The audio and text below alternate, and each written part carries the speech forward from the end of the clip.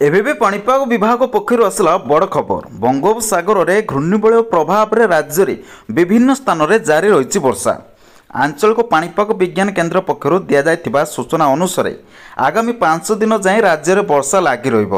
प्रबल वर्षा सह विभिन्न स्थान में बिजुली घड़घड़ी होबार संभावना रही।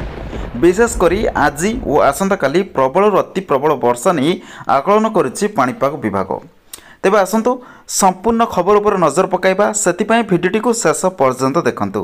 चैनल ले नुआ थिले चैनल को सब्सक्राइब करी पाखर आस्तुबा घंटी चिन्ह को प्रेस कर दियंतु, जहाँकि आज पई राज्य में 8 जिला को प्रबल वर्षा नहीं सतर्क सूचना जारी करा जायछि।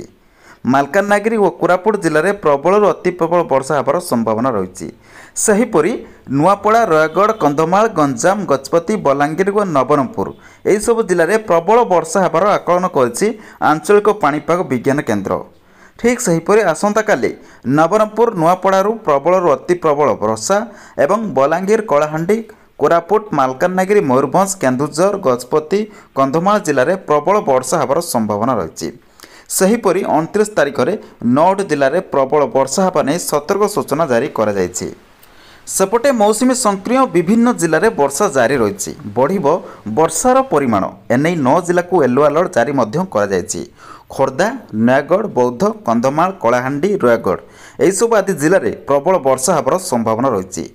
सेपटे मौसुमी सक्रिय होगा पर राज्य में जारी रही वर्षा। तो ये आपण पाणीपाग विज्ञान केन्द्र पक्षर लाटेस्ट अपडेट। आपण मैंने केउं जिलार वीडियो देखुंत निहाती कमेंट रे जणाइबे। चैनल नुआ चैनल को सब्सक्राइब करी पाखर आसुवा घंटी चिन्ह को प्रेस करदेवे।